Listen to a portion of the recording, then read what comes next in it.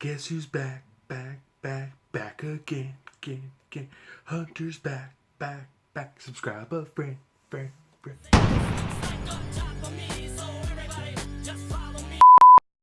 Honestly, Dave, it really seems like it takes longer and longer for us to get these videos out. The duration between each video definitely needs to cut down. I am sorry for being away so long, seriously. Welcome back, friends, to Vision All Access, and yes, I have missed you. Apple. You love them, you hate them, you're impartial to them. But everybody knows them. I love Apple. I think their products look amazing. They have a certain aesthetic appeal to them, and for a lot of people, it's the right move. But for me, that's always been a little bit left and right. The one thing that always keeps me loving them is the fact that they support their hardware. My wife and my two children both have iPad mini 2s. I think that was released back in 2013, and they're still going strong. Just got updated with iOS 11. It's a big selling point, and it's been grappling me with for a couple of years. You know, should I ditch Android and make a switch to iPhone? And the battle always goes, pretty head to head, but the answer is always no. The answer is like, no, I'm sticking to Android because it's what I got, because, for this reason or that. So honestly, this video is going to answer the question, what's stopping me from switching to Apple for everything?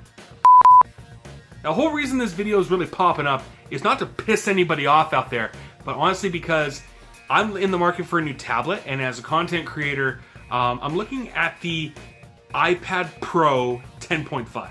The tablet that seems to check most of the boxes without jumping all the way into a Microsoft Surface that's like over $1,300. Once again, Canadian, because that's all about who I am. So the first reason why I'm hesitating switching to Apple is because of all those apps on the home screen. Maybe it's just the Android enthusiast in me, but I've been using an app drawer for so long. It's pretty easy to just download an app and then keep it in your app drawer for those times you only use it on occasion. Take a look at the screen on my Android phone. And if I don't want an app to be there and I just want to have it in my drawer for those times where I occasionally use it, that's okay. But to be forced to always have it on your screen, that's a big piss off for me. And there's a lot of apps that come preloaded with Apple that I wouldn't use because I'm fully ingrained into Google. iOS is not going to preload a whole bunch of Google apps. So yeah, that's kind of a hurdle I would need to get over. Second reason is no widgets. Widgets are a great idea. Whoever came up with widgets for Android, bravo! Bravo! Seriously, great idea. I have a big old clock widget right there, and by tapping on certain areas, I can launch my clock, I can launch the weather, I can launch my calendar. Apple has started getting into this. They put it in their notification shade. They started to get used to adding a couple widgets. Really helped bring me over, having that ability. Probably the biggest elephant in the way of me going fully into the Apple ecosystem, getting an iPhone and all that, is this reason. Money. Here comes the money! Here we go. Like, honestly, I did the math on getting an iPad Pro 10.5, and it's essentially like buying two of the regular iPads. You hear it everywhere, the Apple tax. You're paying a huge premium. It's a huge investment, and if you have the money, sure, go for it, but that's always something that I'm considering, and I'm sure other people consider too. But finance is definitely a deciding factor.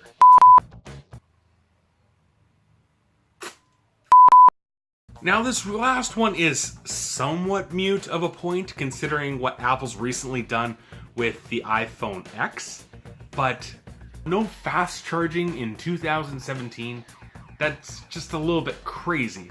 iPads have incredibly big batteries, and sometimes you just really need a top up and charge.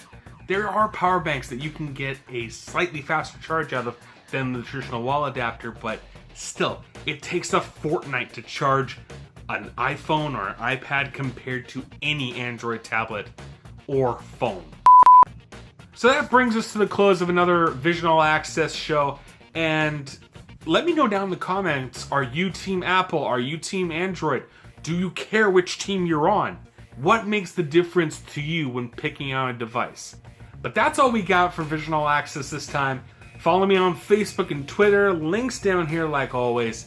Don't forget to subscribe and ring that bell so you can stay updated with my videos that I'm trying to pump out more of. Thanks you guys for tuning in. Talk to you later.